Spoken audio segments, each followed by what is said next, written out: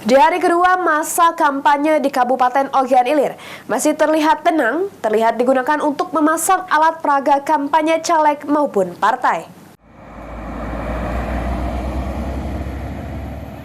Sejak tanggal 28 November kemarin, KPU telah menjadwalkan mulainya masa kampanye pemilu 14 Februari 2024. Namun dari pantauan Palembang TV di Kabupaten Ogan Ilir hingga hari kedua masa kampanye ini masih terlihat sepi dari keramaian kampanye. Di hari pertama dan kedua masa kampanye di Ogan Ilir ini terpantau digunakan calon legislatif dan partai politik untuk menggunakan waktu masa kampanye dengan memasang atribut partai di jalan-jalan dan titik-titik tertentu. Komisioner Bawaslu Ogan Ilir Muhammad Usser yang dikonfirmasi mengatakan hingga saat ini di hari kedua masa kampanye di Ogan Ilir ini tidak ada jadwal kampanye yang disampaikan KPU Ogan Ilir kepada Bawaslu Ogan Ilir.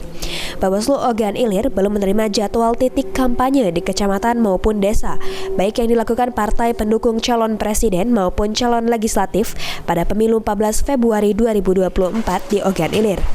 Namun demikian, Bawaslu Ogan Ilir tetap melakukan fungsinya sebagai pengawasan terhadap pemilu 2024. Ahmad Romawi, PAL TV.